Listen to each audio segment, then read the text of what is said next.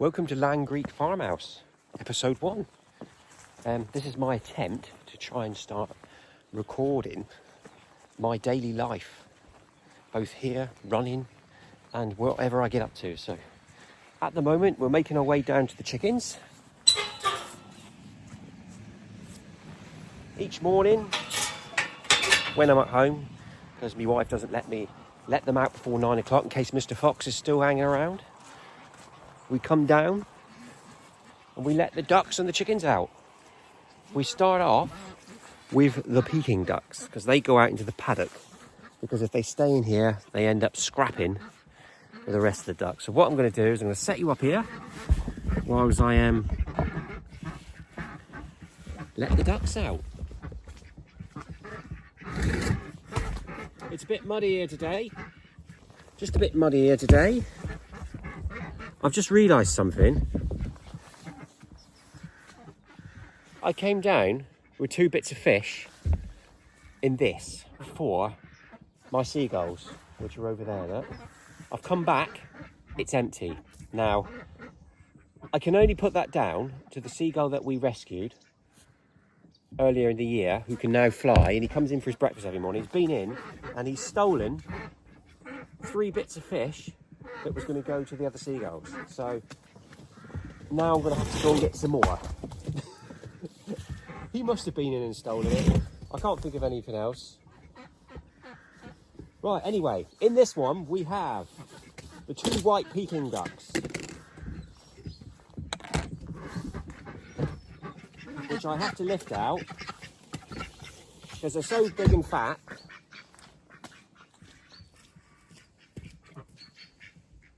If they jumped out, they'd end up hurting themselves. There's one.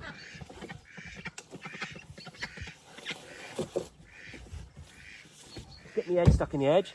Here's the other one, look. Quack, quack.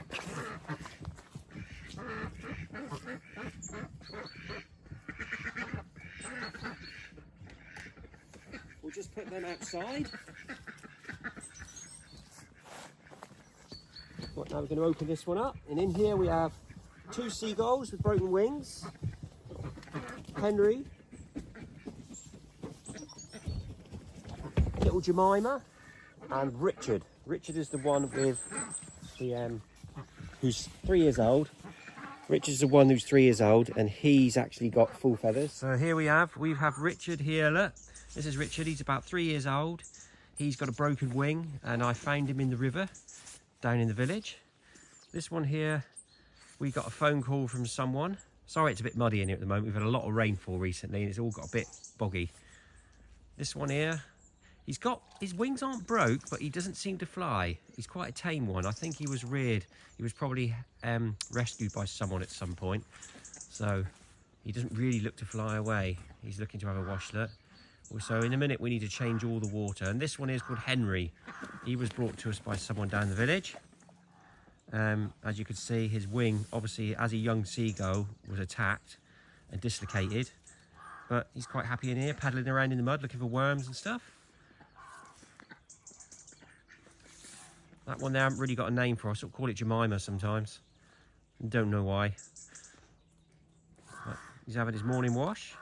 And now we are going to let out the chickens. So let's go into the chicken coop. We've got 2 cockerels. Rescued them about 2 weeks ago. They were going elsewhere if I hadn't rescued them, unfortunately. So I couldn't have that happen. So I've got them here with me. They drive the wife nuts because they like to crow every morning.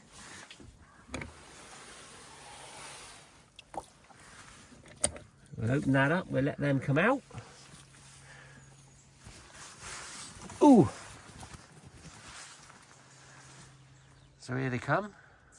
Are they coming out? Or are they having a lie-in this morning? Anyone home? This is actually one of those dog kennels that you can buy from places online. It's £20. With a little bit of modification, you can put your own door on it. Let's have a look, see what's going on in there, shall we? There we go, look. So that's Beavis and Butthead in there. We'll leave them to it. They'll come out in a minute. We'll have to let the crazies out now. Crazy lunatics are coming out next. Here they come, look.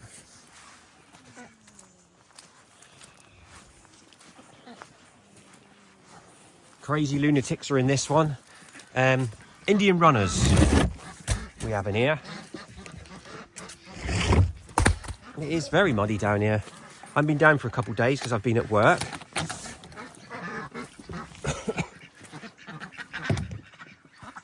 And it looks like it's been quite wet outside recently.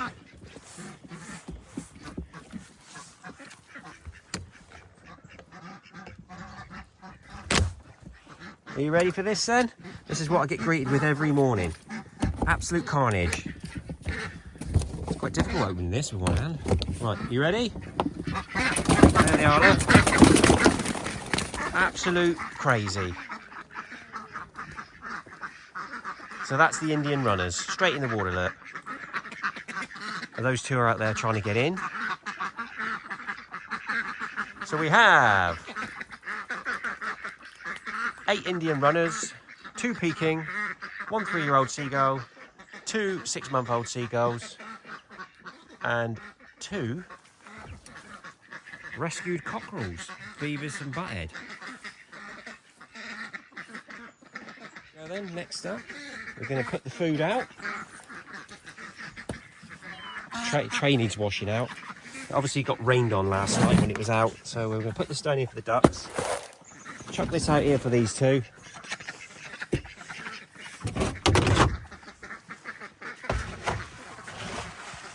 Bit of grain in that one. That's a mixture of chicken layer paddocks and corn.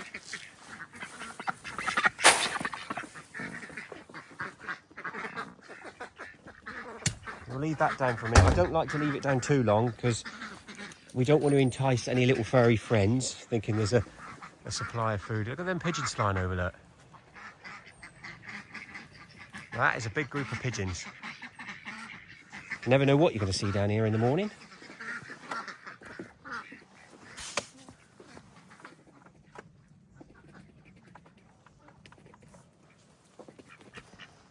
So there's them too. We will do another episode one day talking about each animal. This is just a bit of a test episode at the moment. So next, whilst they're all eating, I'll come over here and open up the tortoises. And then we'll go back there and put the corn and the grain away so we don't entice any little furry friends in or it doesn't all get pinched by the magpies. In here we have Brutus. He is an African spur-thigh tortoise. He lives in here. There he is, look. He's all cosy at the moment. And he's got his 2 heat lamps there. He's got an underfloor heat lamp. And I like to keep it topped up with hay. And basically he goes in here to warm up. And he sleeps in there as well. And at night, he's got this little cat flap, which I made. In his little house. By the way, he smashed the window in, so I had to board it up. So he's got this little flap, and he'll stay in there until he's warm. And then he can come out and he can walk around the whole paddock. In here, we have what we call the 3 hooligans. These are 3 sort of crazy tortoises. They're in there. They'll come out when they're ready. Apparently last night the wife said she couldn't find one. And I know where he is because he always goes to the same place and he's here, look. Always goes to the same place. They say tortoises don't use the same sleeping spots, but all these tortoises put themselves in every night.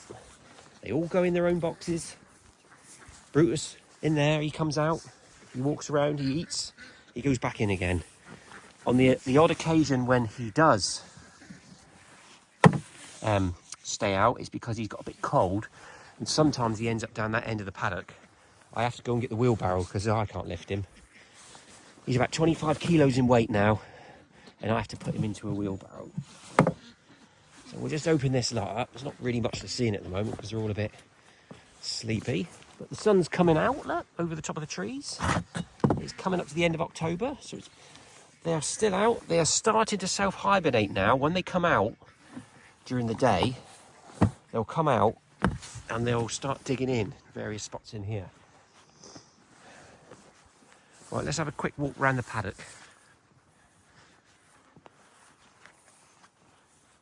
We'll have a quick walk around the paddock, see what's going on. Sometimes you find a hedgehog. We've got to get back, cut all these trees back a little bit soon in the coming weeks. Trim them all up, ready for the winter. Clip some of the tops. There's sometimes a hedgehog over here. I think he lives in this, behind this board somewhere.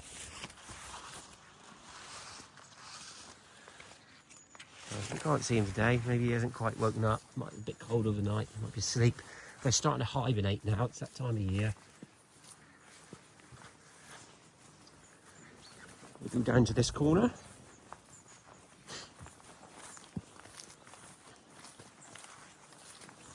There's a kid's rope swing that I put up in the tree. We've got a series of oak trees here. There's one that. There's another one. When we moved house a year ago, we had an old oak tree in the garden at the old house, which my wife's dad planted many years ago. And when we were going to move, we were a bit sad to leave the oak tree behind. Obviously, we couldn't dig up a 20-metre oak tree. So we planted some acorns, and they all grew. So we brought them with us, and we planted them along the hedge line down there where the road is. Over here we have another oak tree, which our cousin gave to us, who lives up in Hemel Hempstead. And this apparently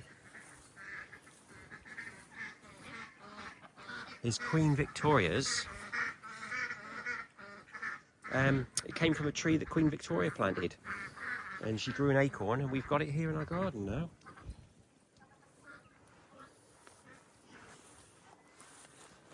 This is a bit of a nature pond here that was here when we moved here. Got to clean that one out a little bit. I don't really like messing with it too much because, hence the name Nature Pond. I leave that to the frogs and the newts.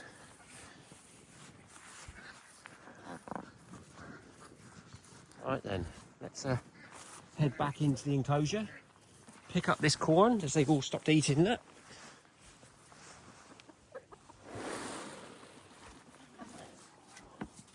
We don't want to give any excuses for Mr. Rat to come in.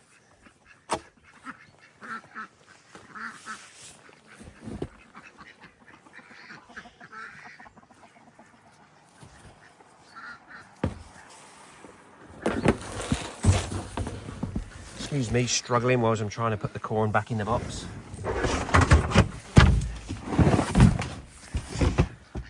I usually chuck a little bit back down on the floor because the chickens like to... They all like to pick it up off the floor. That'll be gone in about 10 minutes.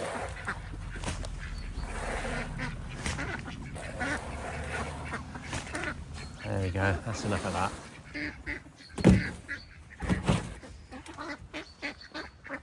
It's got ever so muddy in here in like a couple of days.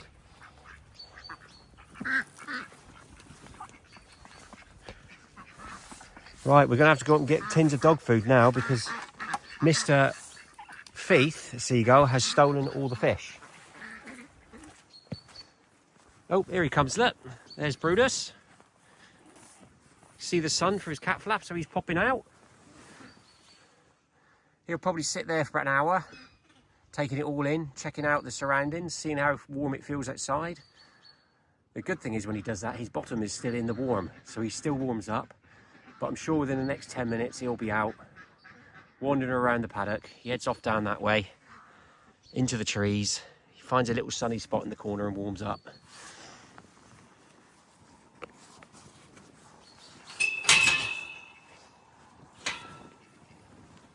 And that is the opening up procedure. Right, that's it done for a minute. I'm going to head back up to the house now. We might put another video on later. There's the old Landgreek farmhouse up through the trees. Anyway, catch you in the next episode. I'm going to pop in now, make myself a cup of coffee, and work out what's next on the farm. See you later. Bye.